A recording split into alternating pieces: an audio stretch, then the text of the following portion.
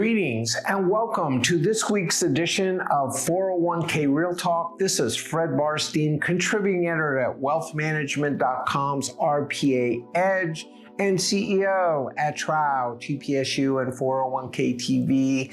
I review all of last week's stories and select the 5 most important and interesting ones, providing open, honest, and candid discussion you will not get anywhere else. So let's get real.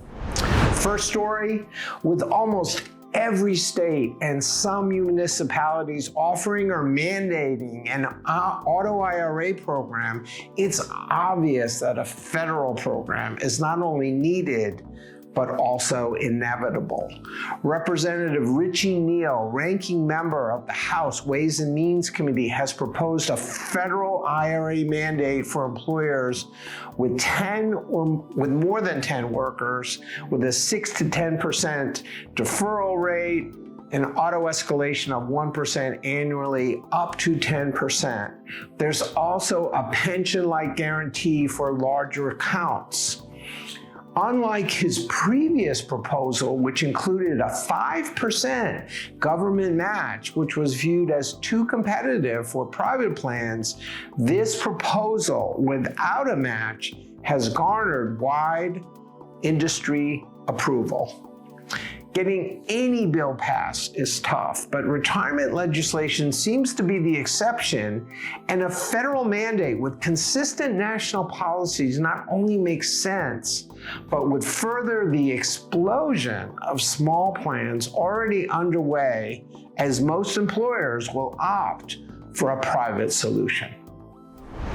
Next story, concerns about cybersecurity are heating up, especially among larger DC plans, many of which are turning to third parties to review their security of record keepers, as well as other vendors like consultants, advisors, and managed account providers. The DOL has issued cyber guidance recently following the direction laid out by Spark and is raising the issue during audits and investigations. Along with working with participants and managed accounts and retirement income solutions for older workers, helping plan sponsors with cybersecurity concerns will enable advisors to differentiate themselves beyond the triple Fs. Next story, are DB plans coming back? Industry experts and investment consultants are watching closely whether the move by IBM, a noted trendsetter, will start a wave of new pension plans. IBM recently eliminated their 5% match, which now goes into a DB-like account, which participants cannot contribute to, and offers a 6% guarantee return for 3 years, and then follows Treasury rates currently at 4.2%. With DB plans fully funded for the first time since 2008, other plans, especially overfunded plans, are considering the IBM model. It also may be a way for smaller plans to attract and retain new workers while not costing more as the war for talent continues. Next story, with more advisors over 70 than under 30 years old, and 36% expected to retire in the next 10 years, the need to attract and retain younger advisors is dire, especially on the eve of the expected greatest wealth transfer in history, with $68 trillion moving from baby boomers to their heirs. Yet Cerulli reports that 75% of advisors depart the profession within 3 years. It is a dilemma the financial industry has not figured out, as traditional recruiters and retainers like wirehouses and insurance companies do not seem to be attractive to younger workers.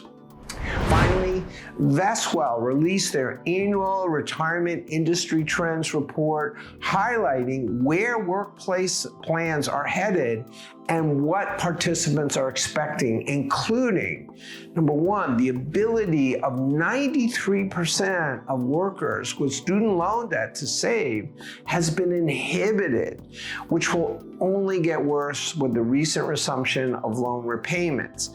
A vast majority not only want help from their employer, they're more likely to stay if they do. Number two, the demand for 529 plans is rising.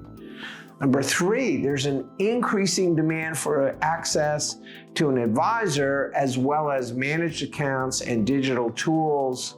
And finally, retirement plans are no longer a perk, as 85% of workers expect their employer to offer one, while ancillary services like emergency savings and HSAs continue to grow.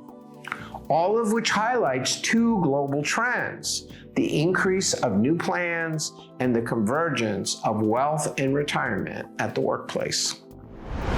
So those were the most important and interesting stories from the last week. I listed a few others I thought were worth covering, including lots of industry moves with the census reorganizing under new retirement president Nick Good, T. Rowe Price and Fidelity replacing their retirement heads, and Empower poaching senior executive Dave Gray to lead their enterprise solutions. Voya unveiled a dual QDIA with one for older workers, including managed accounts. Morningstar opines on whether private equity could work in DC plans.